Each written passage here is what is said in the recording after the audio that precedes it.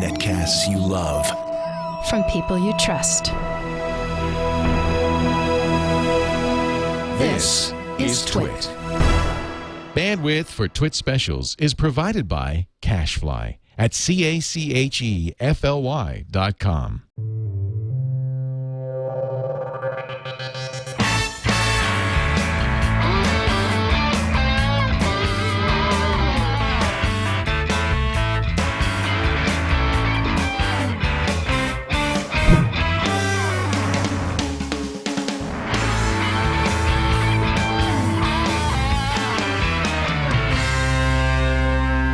Designed for a city. It's designed for the cities that we have, and it doesn't require a lot of new infrastructure. The only thing you need is just places to plug it in to charge it. But other than that, the rest of it works. Yeah, the rest of it works just like a regular vehicle. I was talking to General Electric. They're putting, and they're beautiful, these charging stations everywhere, and they have gorgeous. In fact, they won a CES Innovate Award because they're so beautiful. People are going to have these in the home. Cities are going to have them everywhere. It's just a matter of time before you pull up, plug in, and get on with your life. Exactly, and again, with the autonomous capability, you get out of the vehicle at your destination. The car goes off and parks itself somewhere, and the way it really is a zip car. Zip cars would do so well with this. Exactly. And then it can go and plug itself in. You could build parking racks, that have, that these vehicles just slide right into, and they plug in and start charging. All right.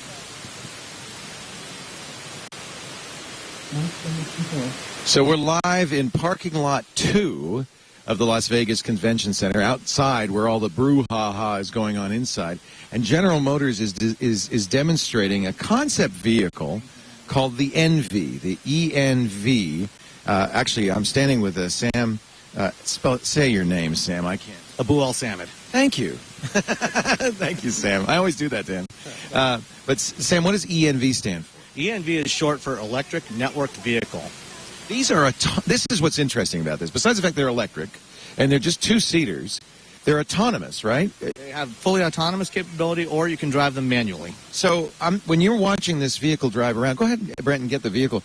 It's doing this itself. It's not remote controlled. It's actually driving itself, or parking itself, or manipulating itself. The demonstration we're doing right now was the pedestrian avoidance, and the vehicle had a destination programmed into it, so it was following a course around the parking lot here. And then one of the engineers was going out and just stepping into its path. Yeah. And before we went live, you could see that every time that the engineer stepped into the vehicle, it would just stop. It would just stop. It would sense that there was somebody there, and it would come to a stop and wait. And as soon as he walked away, it would continue on its way.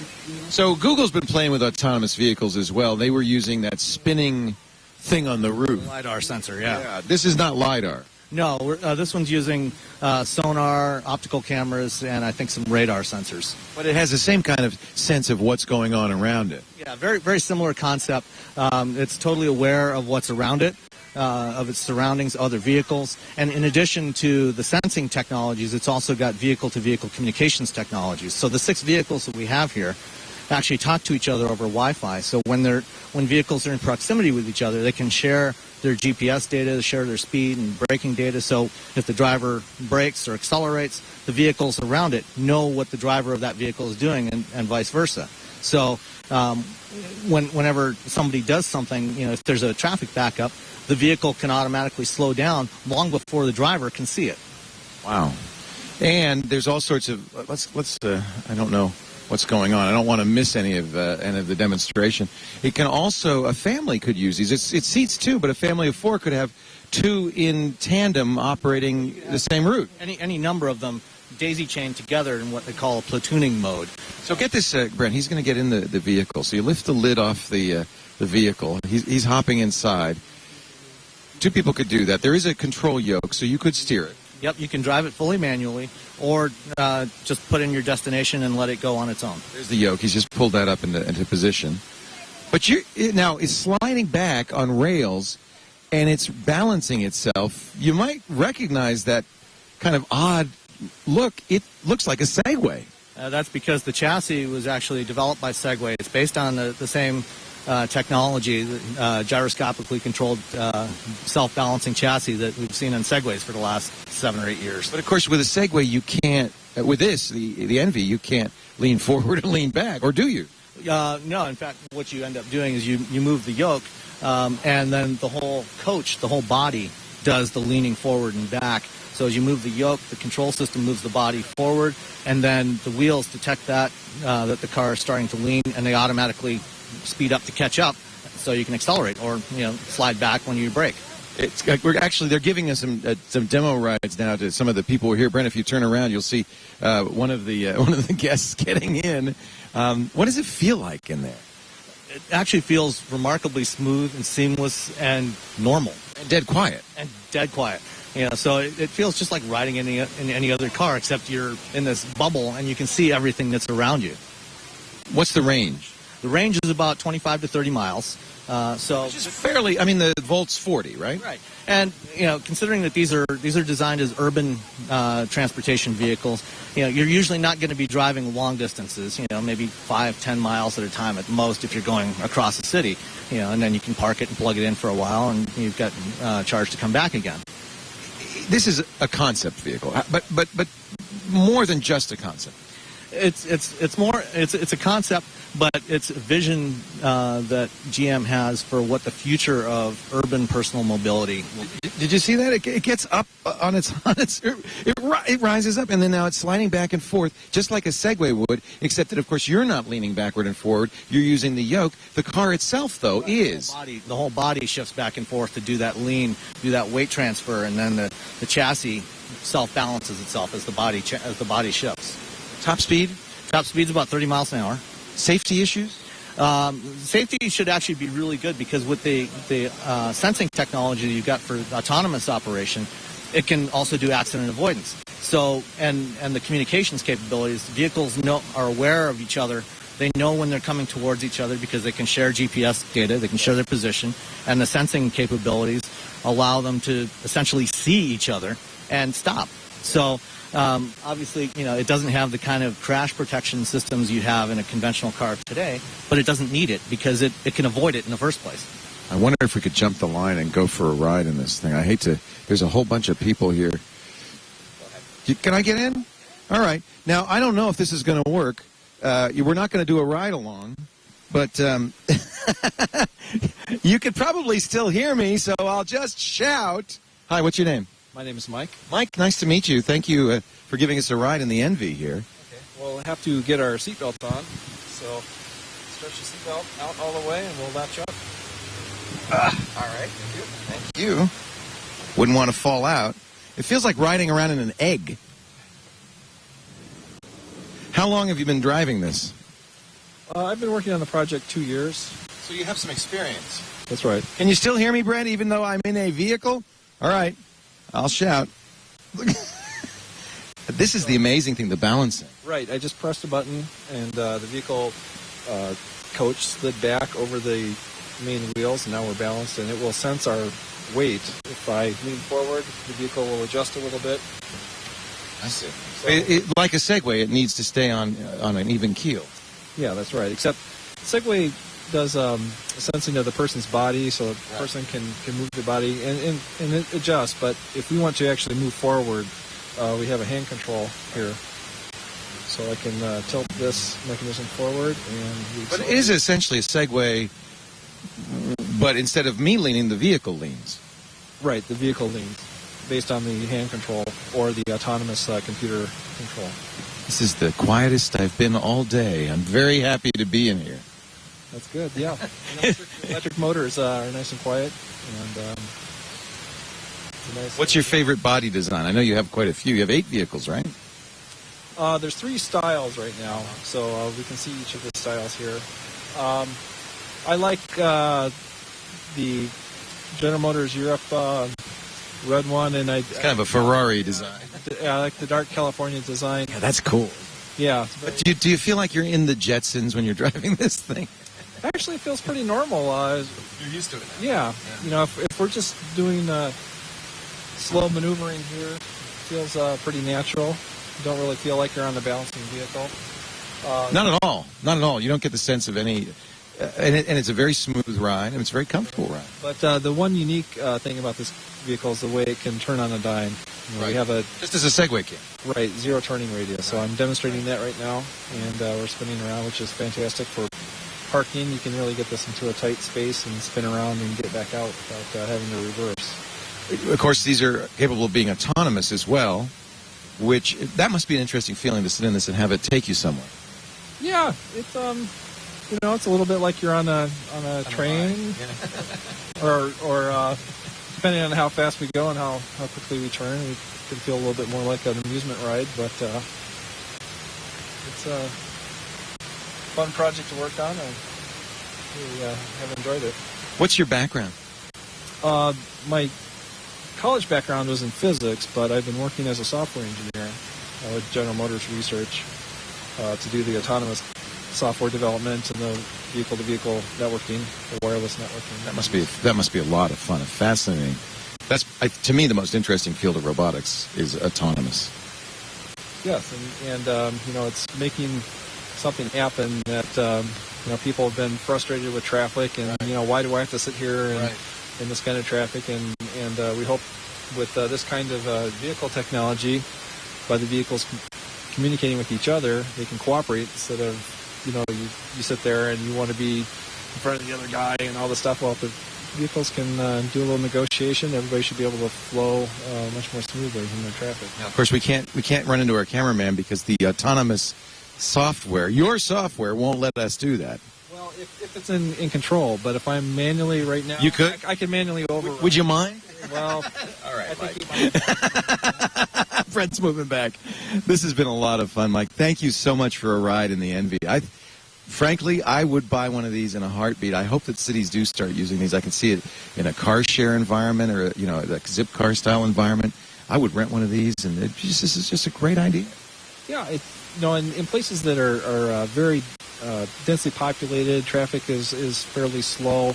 The vehicle's really designed and optimized for that kind of environment. So major cities is where you'll likely see these first, though I could also see them in some of the closed community, you know, elderly homes. When I get to be that age, I want one of these. So forget the tricycle. Yeah, instead of the golf cart based vehicle, you know, something like this, it's nice and enclosed and very maneuverable, easier to maneuver. It actually feels safe and very comfortable too. I mean, it's a great ride. Thanks, Mike. We're going to be landing now. And, so you put your tray tables in the upright position. Okay, here we come.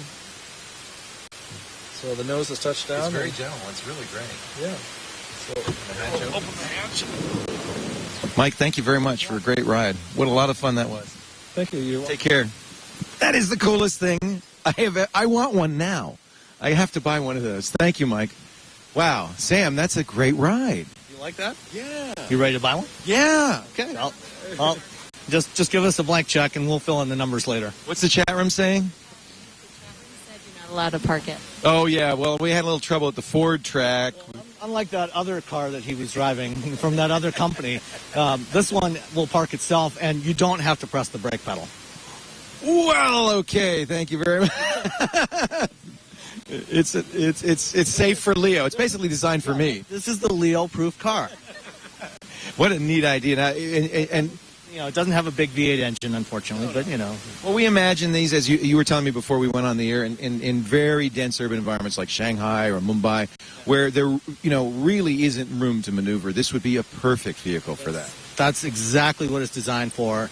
And it's obviously it's not going to be the car for somebody who's got to commute from Petaluma to San Francisco. Right. But, if you're, driving across San Francisco or across Petaluma or across New York, it'll work for you. Yeah. Thank you, Sam. I really appreciate it. Wow, is this a neat vehicle? A lot of fun to drive. Are there headlights if it gets dark? What? Yeah, it does have. Oh, those little blinking lights on their front. Yeah. Small lights across the bottom part. I could see maybe this being a Disneyland ride. I think this would be very popular. I just love how the wheels adjust or the body adjusts and everything. That's really, really cool. We want to thank the folks at Live View. That's what Brent's wearing right now. We're out in the middle of not nowhere. We're in Vegas, but there's no wires. We're actually broadcasting via 3G. There's no Wi-Fi out here and there's no Wi-Fi. Sam knows. This is all coming via 3G. The live view packs we're using, we're going to use throughout our coverage of CES over the next few days. This is the pack that we've had for a while. We've got the new HD packs, which are going to allow us to broadcast in high def using 4G networks. It's pretty amazing. They have 12 card slots in them to give us the bandwidth we need. So thank you, Live View, for making this possible. And we're excited. Tonight we're going to go to Showstoppers. We'll bring the live view there. We'll see what's there. We'll be going around the show floor all day tomorrow. We've got TWiT Saturday afternoon, not Sunday, but Saturday afternoon at 3 p.m. And don't forget the radio show. I'm going to do the Tech Guy Radio Show 11 to 2, both Saturday and Sunday. And at 12 noon Pacific, 3 p.m. Eastern Time on Saturday, Jerry Pornell, John C. Dvorak, Larry Magid, myself, Tom Merritt, are going to get together and we're going to pick our favorite products from CES. And Sam, I got to tell you, this might be what we were thinking of calling them Sofa, maybe, or the Twitties. What do you think? I'd go with Sofa. I think this is a strong candidate. I mean, really awesome. Thank you, Sam. Really appreciate it. The AR.Drone is back. This was one of the sensations of CES in 2010. The AR.Drone is that crazy device from Parrot that hovers. It floats. And this time, they were inside last year. They were in CES, in the show floor. This time, they were smart enough to be out in the parking lot. So the AR.Drone has a pavilion here where they can fly this thing like crazy. It's interesting. Parrot isn't really known for these remote control flight things. They're known for Bluetooth. They do some great Bluetooth solutions. And they've got an Android in-car system that I want to take a look at. That's inside. But this is the AR.Drone. Every TV network in the world was covering this in 2010. And, man, I want to get one of these. This would have been a fun thing for something under the tree. I wish I'd thought of it at the time. They control this with an iPhone. The thing that's amazing about the AR.Drone is really the sophistication involved in keeping the four rotors in sync in such a way that it hovers perfectly. It's almost eerie the way it hovers. And look, these guys are good. These guys really know what they're doing. They've got a little obstacle course set up out here. And look at that. Wait a minute. He's not a trained driver. He's just somebody off the street. That's pretty cool, isn't it? Wouldn't you like one of those? Yeah. Yeah. Now, here's how to pilot. You just do it on your phone. It's spin left, spin right. It's also really quiet, What's your name? I'm Yoni. Yoni. Are you with a Parrot? I'm with Parrot, yeah. Yeah, Parrot. I knew Parrot for years as a Bluetooth company. What happened? How'd you get into the drone business? Well, we've been developing the drone for the past 5 years. And we wanted something fun and entertaining, and that's why we made this toy, Wi-Fi based, and it's very intuitive to fly it, and we love it. Yeah, it's really cool. It was a sensation last year at CES. I'm glad to see this time you're outdoors. Yeah. You don't have to worry about clipping any of the people. Should we, after these guys are done, I would love to pilot it. You've had a lot of experience with this thing. Is it hard to fly? It's not hard to fly, but you still need to get used to it, but it's very intuitive. What's interesting is you're actually letting people walk off the street and fly this obstacle course. These aren't trained people. You mean the people that are stepping in? Yeah. No, they never tried before, and they just try, and after a few minutes, they can fly it. I was watching a guy fly it. I thought, oh, this must be one of their ringers, their pros. And he said, okay, thanks, and left. And it was just some guy. It's pretty amazing. All right. Can I try it? Oh, he's going to do it. Let's watch this guy do it. All right. Here we go. Have you, sir, before you fly this, have you ever flown this before? Yes. Oh, all right. Well, you're a ringer. A lot? No. All right. But you have some experience. Yes, I do. You have one at home? I do have one at home. Ah, how do you like it? I'm waiting on repair parts. Oh, no. What did you run it into? I actually put it in a tree. Let's see if he does better this time. So you also, Yoni, announced this week, Parrot announced, not you particularly, a really interesting in-dash with Android. Yes, that's right. That's pretty cool. I like that. We're going to go over and see that a little later on. Yeah, it's really nice. It's our new product, and we are really excited about it, yeah. Look at this. He's doing very well. He hasn't run it into a tree yet.